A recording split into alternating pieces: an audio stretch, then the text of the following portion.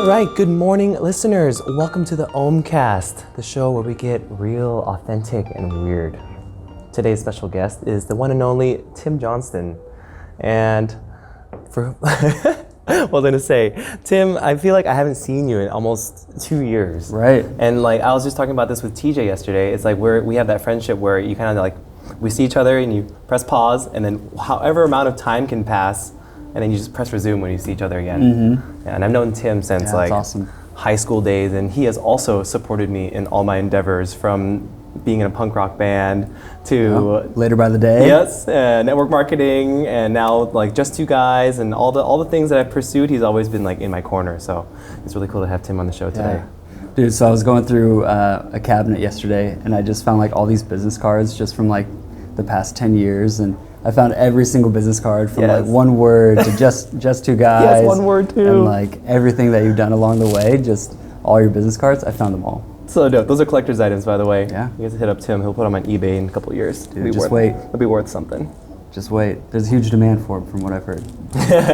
But I actually, like, during my Vipassana retreat, when I was like inspired by this podcast, I was like, I gotta have Tim on the show, and I gotta have him talk about his cancer story, because if you guys don't know, Tim has one testicle.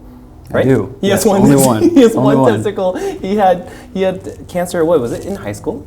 No, it was like right after high school, right? It was 2 weeks after my 21st birthday. Dang. Yeah. Okay, so we're gonna talk about his, like, how he kicked cancer's ass and like the whole journey of it. And yeah, it's gonna be hopefully liberating for you guys.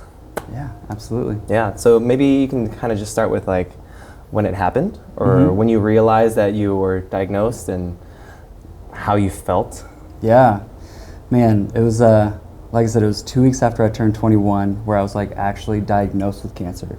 But like leading up to that, probably for about a week or so, like I just felt super tired, just constantly fatigued, and I thought maybe it was like from all the binge drinking that I've been doing since 21, because it had been a week of drinking. Yeah, exactly. So I thought maybe it was from that, but then I had like excruciating lower back pain. It just hurt so bad.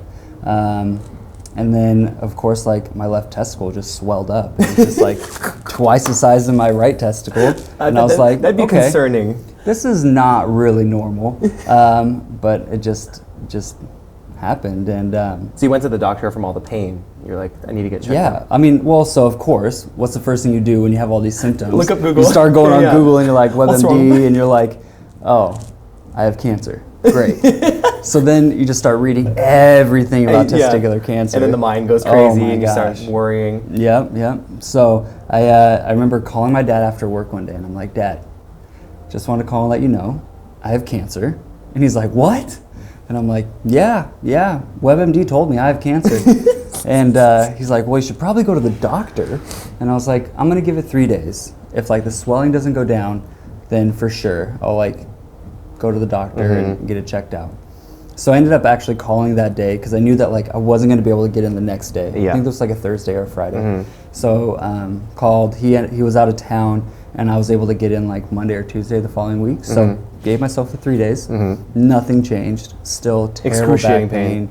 Were you working? Tons of fatigue. Yeah, I was working at Hotel Murano. Oh my goodness. So you're going to work you're going to work with your inflated genitals. Yeah, which was weird. But also because I was so tired. So I was working at Hotel Murano as host / busboy at the time, and off to the side of the restaurant, there's this little room called the makeout room, where like late at night, people would have drinks in there. It's kind of like a little private room, but there was like a really comfy couch in there. So I was so tired, I would go in there and just like pass out. During your shift? During my shift, yeah, because I could just fall asleep anywhere that I went. And I remember going over to my mom's house one time, and fell asleep on the couch, and she's like, if you're gonna come over here and sleep, just stay home. And I was like, okay, Mom, sorry, I got Mom. cancer. Yeah, well, didn't know that at the time. Did she know that something was wrong? I mean, I think I told her that I thought I had cancer. And, like the doctor's appointment was coming up, but I don't think anyone actually believed that I had cancer until I went to the doctor and found out. So like that moment was what like was going through your mind? You're like 21 years old, your life is just getting started. Like, yeah. How does one even comprehend? Like, what do you do with that information?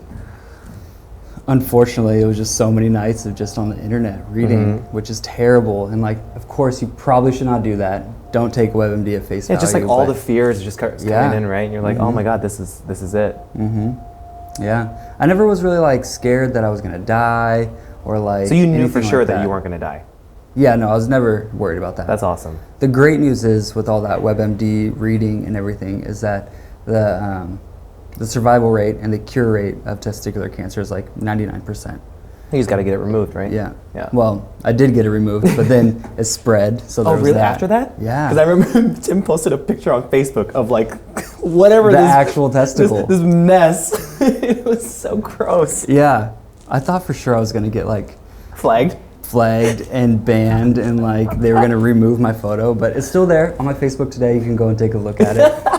It's got lots of great comments on it. Yeah, so many comments. Yeah. I was actually looking at it like not too long ago. I think like Shelby Kuwahara like posted something on it. And you should comment on it and bring it back up to the feed. Totally. Just like put it back on everybody's newsfeed. No, we should put the podcast link in it. Let's do it. Let's do it. That'd be great. Such a good hook.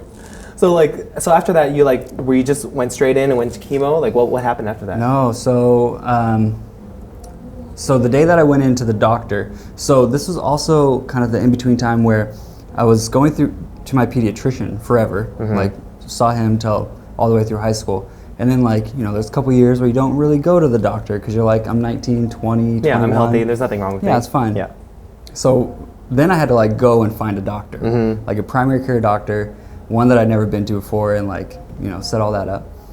So I go to the doctor that Monday or Tuesday and explain to him what's going on, and he's like, okay, well, I gotta check it out, take a look at it. And he sees it, and he's like, oh shit.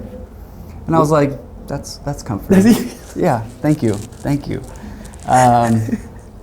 Like your pants are down, he's like, we gotta do something about this. Yeah. So immediately from that doctor's appointment, I went in and gave blood, and they did all the blood tests and everything. And then directly from there, I went and got an ultrasound done. Yeah, it's kind of weird having your testicles ultrasound. So it's not a full body, it's just No.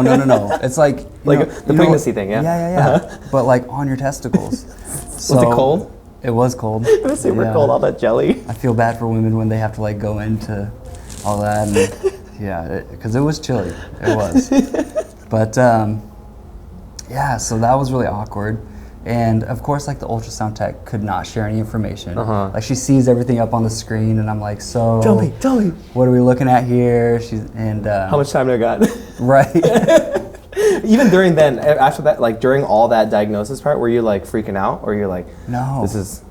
I was I think because I read so much and myself, I just was like, okay, I have cancer, and this is what's gonna happen. Yep. And also reading that there's a really high cure rate, and super high survival rate.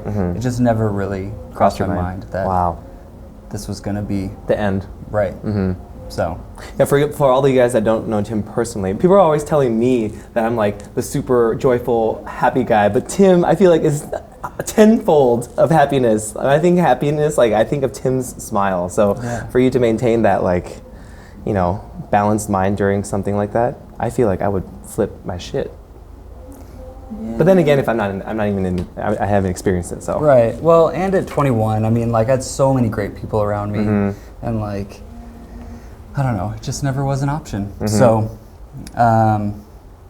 going back, so then I had the ultrasound done, and then it was literally the next day that I got my meeting with my urologist. And he was a super cool guy. He was probably in his 30s, and he talked to me like it was just me and you talking, right? And he's like, well, I'm sure you know why you're here. And I was like, yeah, you're gonna tell me that I have cancer. And he's like, well, you're right about that. And I was like, okay, cool. So then, we started talking about it a little bit, and he then asked me, because it was just me and him in the room, and he then asked me, do you want to tell your parents, or do you want me to tell your parents? And I was like, well, they already know, so I can go ahead and tell them. And of course, for them, when they came back into the room and I told them, that was the moment where it was real for them. So that was intense. They didn't handle it as well as you did, huh? No, I don't think so. Yeah. I don't think so. Yeah. Dang, I can't even, a parent finding out that their child has cancer, that's probably really quite shocking. Yeah. But they also knew that you were going to be okay, right? I think so. Yeah. Yeah. That's good. I mean, like, I felt like I was so profoundly positive about the situation, where like if I had this negative feeling and was just like super upset about it, like that would spread, and everyone else would just have a super negative. It's like energetic cancer. Right. Yep. Exactly. So I think because like I was so positive about it, and it like was just something we had to do and go and take care of. Yep. That it just. I remember your chemo photo when you had no hair, and you're just like, hey, just here fighting this right here. We should pull up all those photos. We should. That would. I can't believe you went through that. It's almost been 10 years. Yeah, it has. Wow. Yeah. This will be coming up. Will be year 9. So you went through chemo. Like, how long did the whole cancer period last? Well, so from the moment you found out to the moment it was done. Yeah. So after my urologist appointment, he's like, okay, well, we have our options. We can either take it out tonight, or we can take it out first thing tomorrow morning. And I was like, well, let's get the party started. Yeah. So I left the urology appointment, and my mom and my dad were calling everybody, and they were getting everyone over to the house so that like we could tell them what's going on, and I'm going into surgery and all this stuff. But like I just wasn't ready to go home yet and like sit there in front of everybody and be like, I have cancer. Yeah. So we went to the 5. Nice. Yeah, yeah. And, smoke a joint? No, I didn't smoke a joint at that time. But we drove through the 5, and I'm just like chatting with my parents, and we stop at Dalco. Nice. And like we hang out at Dalco for a while, and that's when like I tell them like this was our smoke spot during high school, and they're like, wow, we had no idea. It's so beautiful. Right. What a great place. Exactly. And they had never been there before, so like showing them that was pretty cool. And then we just drove through the 5, listened to music, and finally went home. And then shortly after that, I was back at the hospital having surgery. And the surgery was actually a piece of cake. So they actually just put you to sleep, right? Yeah, they put you to sleep, and they actually go through like your lower abdomen area. Oh, to get it out? Yeah. Oh, so they don't cut your scrotum open? No. Oh, no. okay. Yeah, they go through your lower abdomen because like. Ooh, that'd be so weird. Right? Like, I mean, you saw the photo. It's like the testicle and this tube. String, the vas deferens. Exactly. They have to pull that out. Remember that from sex ed? Right. Do you say goodbye to it? I was happy that they took a photo for me. Yeah. Right. So of course, great. I asked them if I could keep it in a jar. Yeah, some Futurama, like floating in your cabinet. Wouldn't that be crazy? It'd be so weird. Just pull it out for parties, be like, hey, check this out. I'm sure it's worth something. Well, then they gotta like send it off and like chop it up and see what actually the cancer is and everything. So, yeah. And then, was the chemo painful? Well, chemo didn't come for months later. Oh, so after that, so it spread after you had it already taken out. Oh, yeah. fuck. So it was like a two hit thing. Yeah. So that was April. I went through like May, June, July, and then August. And like, what I was supposed to do was getting blood tests every month. But like, I felt like through that orchiectomy, which is getting the testicle taken out, I felt like through the orchiectomy and everything, I kind of cheated cancer and like cheated death in a way, kind of. So I was like, okay, they took it out, I'm fine, it's like no big deal. So I just went on like living that summer and just like having a blast that summer, because I was like, well, just cheated cancer, so let's go out and party. Like, do epic shit. And then I like, okay, well, I should probably go in and get a blood test done. So it wasn't like pain that made you go well, back no, there were definitely some feelings associated. Like, I was like, I'm starting to feel kind of weird, like not sick, but like, because I'd already had it once, I was like, it's probably like back. This. So I went in to get the blood test done, and I was hoping it was just kind of like flu-like symptoms or something. And they called me up a week later, and they're like, hey, we got to tell you, your levels are elevated again. Oh, shit. We need you to come in like ASAP. I think I got the call on a Wednesday. I was back into the operating room on Friday because I have to put a power port in. And the power port is like how they put all the medicine into you, rather than going through your veins, because it could like really mess up your veins and burn them with all the chemo. So I got the power port put in. That was Friday, and then Monday I was in the chair for chemotherapy. I mean, this is like August. So they were like, you have cancer again? Or like, fuck. What they like told me over the phone. They're like, yeah, your levels are elevated again, and we think that the cancer is back. Oh, so what happened in that moment? You're like, well, that damn sucked. It. That sucked, because I was at a buddy's house, and like we had plans to go do all this stuff, and it just kind of like, that hit me like a semi-truck. And Did that time you think you're gonna die? No, Yeah. I never thought I was gonna die. But knowing, because the way the testicular cancer works, it goes from your testicles to your lymph nodes, Yep. and then from your lymph nodes to your lungs, and then from your lungs to your brain. And it's crazy to think about that because like there is a span. My cancer, they said it doubled in size every 7 days. But like Lance Armstrong, he went years. And it spread all the way to his lungs, I think possibly into his brain. But then from your brain, then it goes into your bones, and then you're like toast. Done. Yeah. So there is like a pretty long progression of testicular cancer before you're going to die. Gotcha. Yeah. So like you got the phone call and then you're like, I gotta go back in? Yeah. Called my mom and told her what was going on, and she was like, oh man. So, yeah. And then how long was that? Like the whole chemo like experience? Yeah, so that chemo experience was pretty crazy. So I would go in on a Monday, and I'd be there Monday through Friday from like 8 or 9 o'clock in the morning until 5 or 6 at night. Just sitting in the chair, like getting chemo, and then I'd go home. What's come the back process? The next day. They just put medicine in you? Kind of. So It's like radiation, right? no, I never got radiation. Oh. So radiation's where they like actually like blast the tumor Yes. with radiation. I never got that because it spread to my lymph nodes, so it's kind of like all the way through my lymphatic system. But the type of chemotherapy that I had was really hard on the kidneys. So they had to make sure that I was like super hydrated. So they'd give me like bags of saline, and then from there they'd give me like an anti-nausea, and then they'd give me like IV Benadryl, which is crazy, by the way. IV Benadryl is straight up like Psychedelics? not psychedelics. No, it's like beer bonging a 6-pack. Seriously, like they put the IV Benadryl in you, and it's just like Instant. oh, instant. And then from there, then they start giving you like the different types of chemotherapy. And Was that painful? it wasn't painful, but like I could genuinely feel like the drugs entering my system, and it just like Attacking your body? it just changed the way you felt. It wasn't like, it didn't hurt, it didn't make you like incredibly sick. It's just like instantly you could just feel it like going from a 10 to a 3 in a matter of seconds. Just discomfort? Yeah. Damn. Damn. And then how long was that? So I did 4 cycles. So I did 1 week on, and then I would take 2 weeks off to like help my body regenerate and make white blood cells again. So then I did that 4 cycles. 1 week on, 2 weeks off, 1 week on, 2 weeks off. And after that, you were done, right? Wow. Yeah, and that cycle was really interesting. Like the first week while I was in the hospital getting IV done, I didn't feel sick. Towards like Thursday, Friday, I would start to feel sick, and then Saturday, Sunday, that following week, I was just like, super sick. Ooh, this sucks. This sucks. And then the third week, I would start to feel normal again. But then right as I started to feel good, it's like back to the hospital and just like go down that whole path again. Wow, that's crazy. Yeah. So like now, like after all that, like when you came out, were you scared that it was going to come back again? Or you're like, that's... Yeah, I think that's always kind of in the back of my mind, for sure. That like, you know... Like sometimes when you have like a stomachache, are you like, oh shit, I might have cancer again? Sometimes. There were a few times. Like I remember I was working at Apple at the time, and you know, you have like lymph nodes all in your neck and right through here.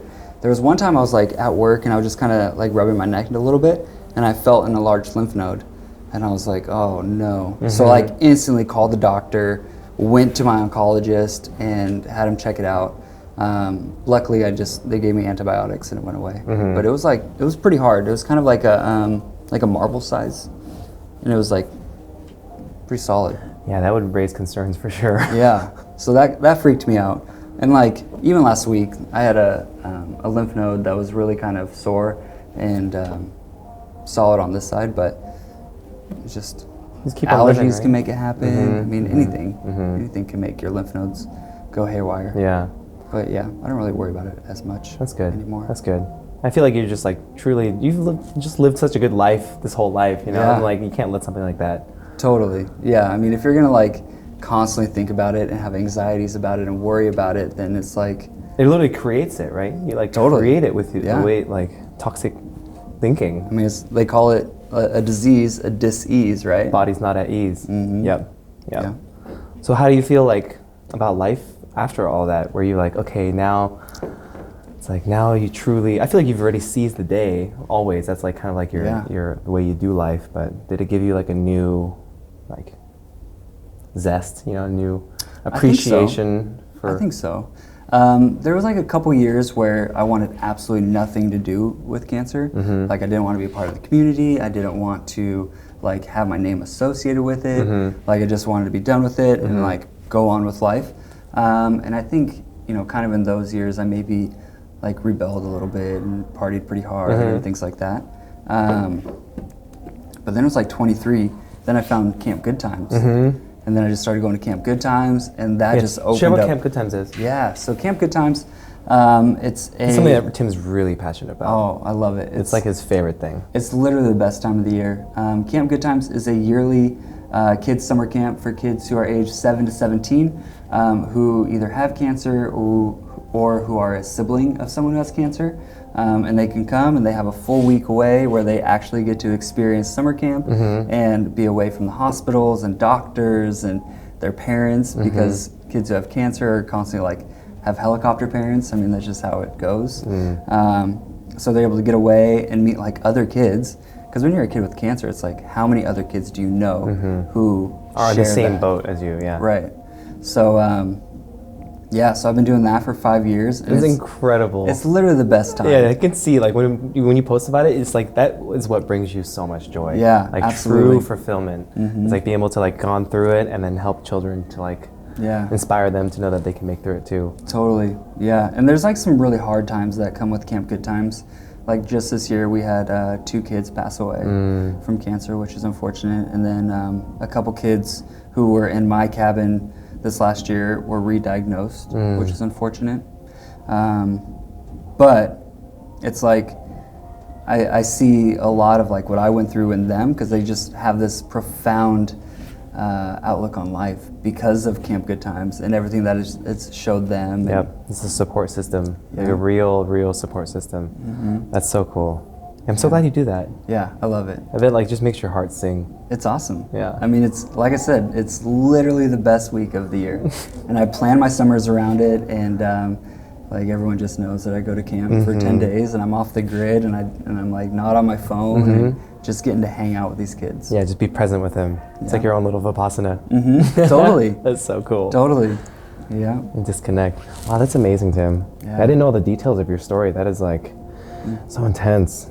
I really like honor you for how you handled all of it. Yeah, because I remember like, yeah, we were like pretty close. Like we're still close, but like we were like friends, like close friends at the time. I'm like, oh my God, he has cancer. Like, is he gonna die? I'm just all these concerns, you know. Well, like right around that time is when you moved to Vegas, right? I think so. No, maybe I think I was going to TCC at the time. Or you were 21? Yeah, I think I just moved to Vegas. I think so. Yeah, I was definitely like super concerned. Because I don't think you were at TCC when we were 21. No. Yeah, I moved to Vegas when I was 20, so. Yeah. Dang, that's so crazy, man. Yeah. Wow. I'm grateful you're alive. Yeah, thank you. Thank you. Yeah, and then for all the people that are struggling out there, it's like, you can make it through. It's all about like your attitude, right? And I think that applies to life too, is just to be like a positive spirit that like, yeah, what do you tell the kids at Camp Good Times that are going through it? It's what they tell me. Yeah, like I talk to them a lot about, you know, what is it like going through cancer, and I find it way more fascinating to listen to their outlook and the way that they view it and see it. And I mean, what they say is way more important than what I have to say, for sure. Wow. Do you look back at it? Are you at a point in your life where you're like, that is a blessing? That happened to me like for a divine reason. Because you wouldn't have found Camp Good Times, and you wouldn't be where you are today if you didn't go through that, right? Yeah, absolutely. I think I tell people this all the time, and some people love it and some people hate it, but I think cancer was one of the best things that's ever happened to me. That's so beautiful. For sure. I was gonna ask, it's like you can appreciate, you're like at a point where you can be like, that was a gift. Yeah. You know? It's like, yeah. Do you feel like it was like a wake-up call, or like how do you? I don't know if it was so much of a wake-up call, but I think that, you know, at 21 and like the group of friends that are around me and everything, and like to actually have someone who goes through cancer and like experiences that, I think I don't think it's so much of a wake-up call, but it like definitely shows that life is valuable. Yeah, and so like fragile. life is fragile, and like life is not forever, and Yeah. you're not invincible, Yep, and impermanent. Like, yeah, It's always fleeting. mm-hmm. Yeah. Wow. What would you say is like the biggest like lesson that you learned from it? Just to I think that's it. the takeaway. It's like I think it's like not to take life for granted, and to get out there and like if you want to go do something, do it. Mm-hmm. Right? Mm-hmm. Like don't have regrets and things like that.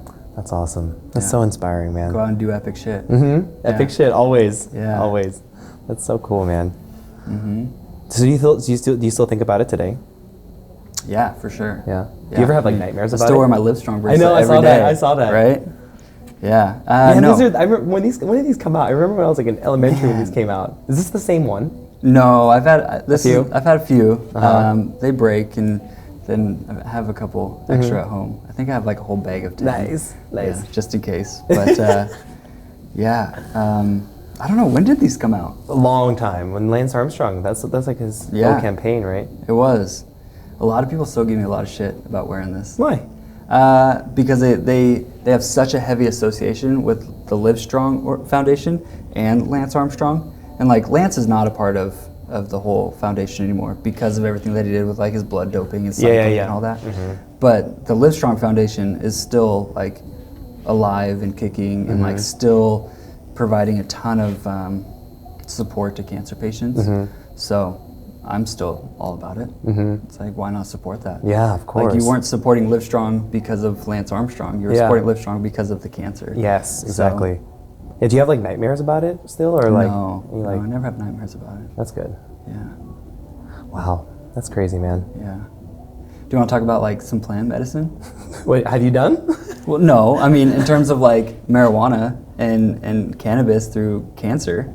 Yeah, I actually I don't know like the scientific research, but I know like plant medicines can like help a body that's not at ease, right? Yeah. Well, I mean, so for me, of course, I'd already been smoking marijuana and everything. Did it help you during it? Oh my gosh, profoundly. Like, for years after cancer, like I had full pill bottles of like anti-nausea, anti-diarrhea, like anti-constipation, all of these things, because everything that you take has a side effect. Yes. It's this big circle. So that's big pharma. Yeah. So you would take like an anti-nausea, but then You would do this. That nausea would like make you have diarrhea. So then you would take an anti-diarrhea, and then that would like cause something else, and then you would like take painkillers or anti-anxiety. That's the system. Or anything. Yeah, It's it's like just a this Band-Aid. huge circle. And not the root of the problem, right? Yeah. So I still had full pill bottles. Oh, so you didn't even take it? You just smoked cannabis I took instead? every so often, like if the nausea was getting really bad, I would take like anti-nausea. One of the biggest side effects was heartburn. Ugh. Yeah, like I had terrible heartburn. That was one thing that caused me the most discomfort through cancer, I think. I didn't like throw up a lot, like that wasn't a thing. But yeah, terrible heartburn. It's such an uncomfortable feeling. I know. Heartburn. Yeah. So, I mean, I remember those weeks during chemo and after chemo, like I would wake up in the morning and feel so sick. But I would just like, I knew if I stepped outside, smoked a bowl, and came back inside, I'd be like, okay, Mom, Feel way what's for better. dinner? Or what's for breakfast, right? Yep. And I'd be able to like normalize sit you. down and have a meal and things like that. Oh, good, man. Way to use like homeopathic remedies as opposed to like chemicals. I totally did not want to take all those pills. Yeah. I mean, it'd be a handful every day. And you don't even know what it's doing to you. Right. It's like just covering up what like the ailment. It's just, like I said, one big cycle. I remember, and this was like right around the time where we started having medical marijuana stores. So that was cool. Like I could go to a store and Get your prescription. Totally. Funny story about that. So because I was at Multicare and they weren't handing out green cards and everything, I remember I had a prescription written out for medical marijuana, and then I guess I had another page, and I took it to the dispensary. I showed it to them, and they didn't believe me. Really? That you had cancer? Yeah, because they believed me maybe that I had cancer, but they didn't believe me that this was like a green card. Because at the time you would have to go in to see this doctor, pay $100, and then you get... Even that's a phony process. Right? Yeah, completely phony. I got a stomach ache. Right. completely phony. But because like mine was from Multicare and it was like super legit. They were like, yeah, I don't know about this one. And finally, like I found a store that was super cool. They were like willing to work with me, and they called and checked and made sure everything was cool. But there was one time, like right after the first week, they give you this drug called Neupogen and Neulasta, and it's a white blood cell booster. I had a terrible reaction to it, where like they gave me Neulasta on Friday because it's supposed to boost your white blood cells until you come in again the following week. I broke out in hives and like had a fever and was throwing up and like super sick. So what I did is I went to the hospital. Then they give you steroids, tons of steroids, and like roid rage is a real thing. Like it actually exists. And, go to the gym? Just like, oh, dude, there was gonna be no going to the gym, but I was just like angry. Whoa. Yeah, and when you're on steroids, another side effect is you can't sleep. So like just angry having roid rage, no sleeping, you're just like super angry. And I remember calling my dad and I said, Dad, I need you to bring like all my stuff to roll a joint and some weed. And I sat there in the hospital and I rolled my joint. We actually walked out over to Wright Park. Nice. We smoked a joint in the park. You felt way better. I went back in and I slept for like 12 hours. Oh, so good, man. Yeah. Cannabis has so many medicinal benefits. I'm so glad, way to use that instead of pills. Yeah, it was great. Oh, I tell people all the time, like, just try it. Yeah. Just try it. Yeah, whether it's oil or edibles. Well, and now we have so many more opportunities and like so many more products to try. Yep. They got tea, they got lotion, they got all of it. Totally. If I could have just been eating cookies in the hospital, I would have done that. Like, this is actually not too bad. Right? Wow, that's good. Thank you for marijuana. Such a beautiful thing. So awesome. Yeah. You still smoke? No. No, I haven't smoked in quite some time. Yeah, I'm trying to remove cannabis from my life too. Yeah. Actually, I have. The Vipassana was like what shook me out of it. Nice. Because I was just kind of getting super unconscious. I'm like, this doesn't really benefit my life anymore. Yeah, I mean, it's been a long time for me, for sure. But there was a few times where, like, in the past couple of years, it just, like, gave me super bad anxiety. Same. Yeah, when you get paranoid and, like, you just go down the rabbit hole of those crazy thoughts. Yeah, I think that's a common thing now. It's just too strong. Yeah. It's actually a medicine, right? It's actually used for something, and like so many people just unconsciously use it. You know, it's almost like abuse of the plant. I feel like we're like those old people. We're like, weed isn't the way that it was in my day. Back in my day, we used to get so high. Yeah. We did smoke a lot of weed together. We did. So much. I was just thinking about back in high school. Yeah, like we just drive around from house to house. So much. Like blunts. Like who smokes blunts anymore? A lot of people. Yeah, I remember breaking up the Swisher. Yeah. Oh my gosh. I could not imagine smoking a blunt. Just like one hit would knock you out. It's like so hard. And we went pretty hard back in the day. Yeah. It was fun times. It was fun. Yeah. It really was. Glad our friendship has lasted the test of time. Absolutely. Yeah. So cool, man. We'll see. How are we doing on time here? We're doing good. Do you want to any last words for the people who are struggling, or have like a family member that's going through it, or just like some words of hope? Because I feel like you're such an inspiring person, and just to go through it in such a positive way, and you look at it as like a blessing now. I'm like, whoa, how can someone that's in the thick of it understand that it's like divine? Totally. It's hard to see when it's divine when someone's dying. Right. Yeah. I mean, for me, I think there are many things that were different. Like I knew that the survival rate was really high, and even like my chemotherapy process was much shorter than like maybe someone who has breast cancer, where they could be going through chemo for years. And you have so much support. You have so many friends that care and totally love you. Had a ton of support. But I think it's like just important to like be able to accept that support. Yes. Because it's really easy to like become a recluse and just shut everyone out. Shut everyone out, and a lot of people don't know what to say to someone with cancer, and I don't think there's any wrong or right thing to say. Yeah.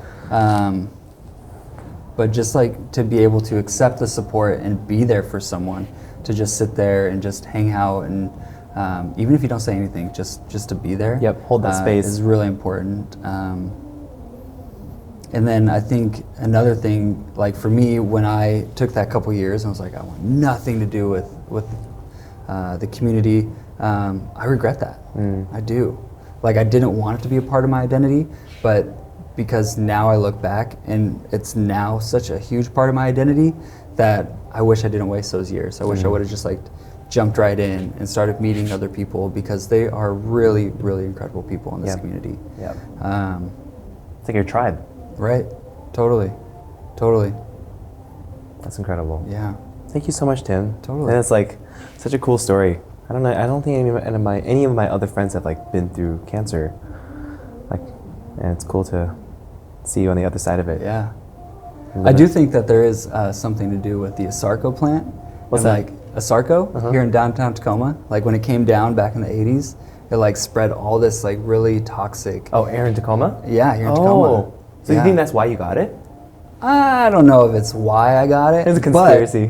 It's a little bit of a conspiracy, for sure. You can go down that. I mean, down that rabbit hole. Here's my thing. The stuff they put in the water, man. I think there's like a lot of like kids in this area who have gotten cancer. I mean, like look at Luke, look at Rachel, like look at all these people that we knew from high school who live here, like in the North End or Northeast, and I think there's something to do with it. Interesting. I do. Yep. And the water, the food that we get. They're like going around cleaning people's yards of like all the toxic chemicals that are out of it. It's crazy. It's crazy. I don't know. Maybe just a conspiracy, but if any lawyers out there want to look into it, let me know. I'll be the first to jump on the conspiracy bandwagon. I love going down the rabbit hole. Oh, man. I'll spend all day down YouTube rabbit hole looking at conspiracies.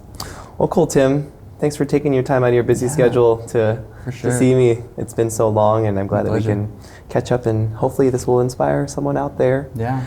And give you some hope that this is what a beautiful cancer survivor looks like. Yeah, and if you or someone you know is going through something, like totally feel free to reach out to me. I'd be happy to talk and That's so dope. and meet up for anything, or just if you have any questions, totally reach out. That's amazing. Thank you, Tim. Yeah. All right. See you guys on the next one. All right. I'll put Tim's Instagram in the description below, and subscribe. We're here on iTunes, Spotify, Google Play, all the platforms. And Nice. yeah, pretty excited. The whole intention of this whole show is just to have conversations and just awaken the world, you know? So we'll see you guys in the next one. Cool. Peace.